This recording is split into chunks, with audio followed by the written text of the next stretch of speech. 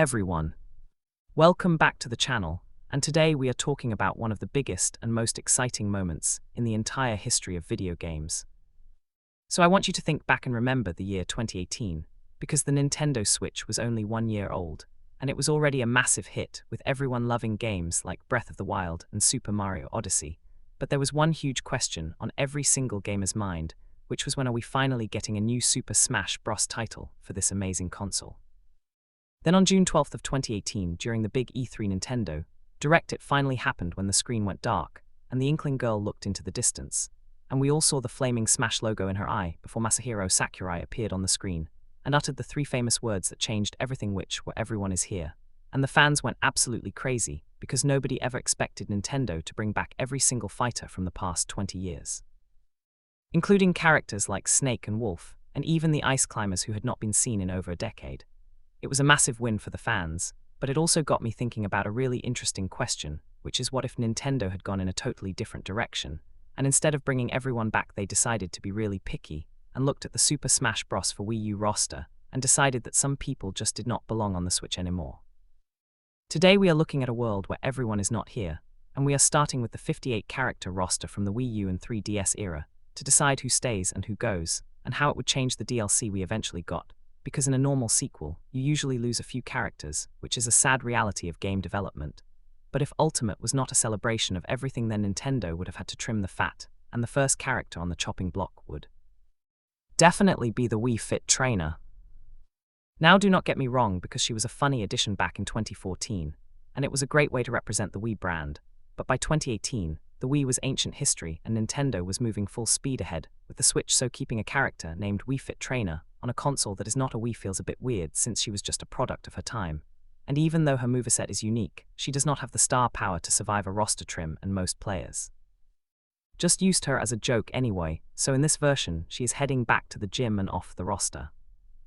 Next up on the list of cuts is Dr. Mario, because let's be honest for a second, and admit that Dr. Mario is really just Mario in a lab coat throwing some pills, and in the Wii U version, he was basically just a slower and heavier Mario with a different down B move, and if Nintendo wanted to make the roster feel fresh and professional, they would not keep two Marios when most people who play Smash want to feel fast and powerful.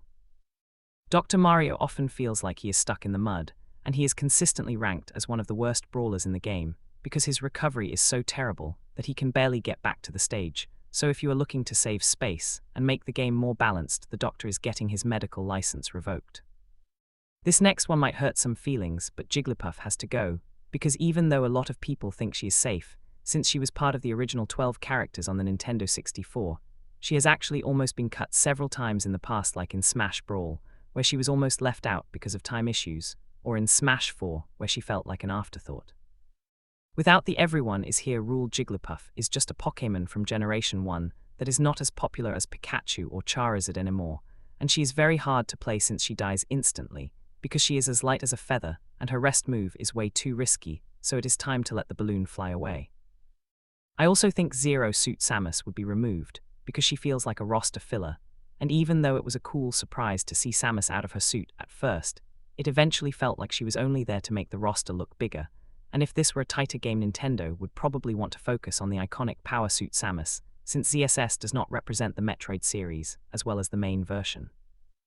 Another easy choice for removal is Dark Pit, because he is the definition of a filler character with the same moves and the same look as Pit, and he comes from a series that has not had a new game in forever, so if the Switch does not have a new Kid Icarus game, then there is no reason to keep a clone of Pit, especially when fans usually complain about having too many clone characters taking up spots from new heroes.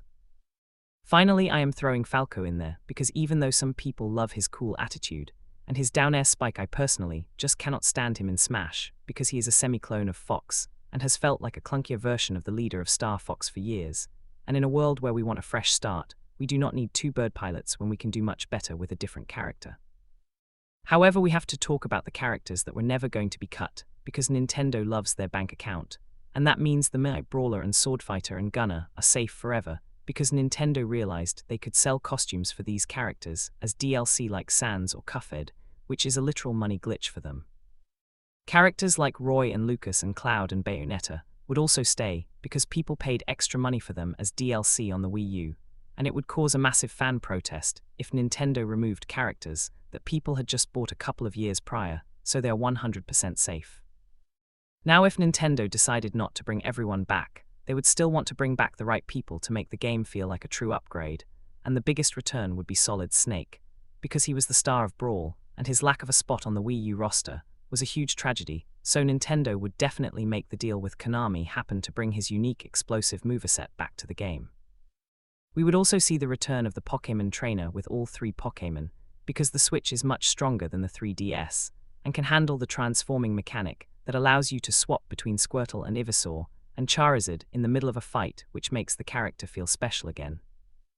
The Ice Climbers would also come back for the same reason, since the Switch can handle 2 characters moving at once without the game lagging like it did on the handheld, and their legendary desync combos would show off how much better the Switch hardware really is compared to the past. And remember how I said I would cut Falco well? That is because Wolf O'Donnell is the much cooler rival for Fox, and since people loved his aggressive playstyle in Brawl, he would be the perfect replacement to keep the Star Fox representation exciting. This brings us to the DLC drama, and I think Piranha Plant would be scrapped in this timeline, because if the roster is already smaller, then adding a literal weed, as the first DLC would make fans very angry, so Nintendo would likely pick a more hyped character like Crash Bandicoot or Rayman to keep people interested in the season pass.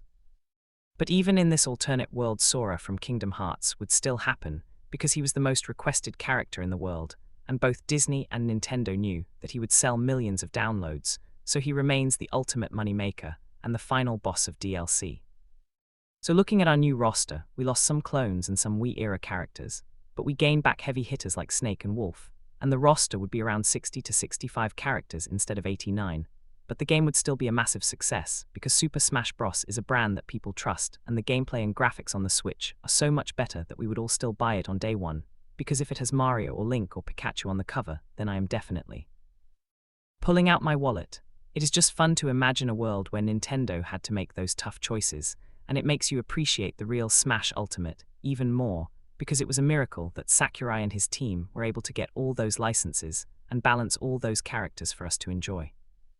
What do you think about this list? And if you had to cut 5 characters from the Wii U roster to make room for new ones on the Switch, who would you pick, and do you agree with me? Or am I crazy for wanting to cut Falco and Jigglypuff? So let me know in the comments below, because I want to hear your hottest takes. And if you enjoyed this What If Deep Dive, please make sure to like the video and subscribe to the channel, because it really helps me out, and if this video gets at least 35 views, I will make another one where we talk about an alternate version of the World of Light story mode. So thanks for watching, and I will see you in the next one.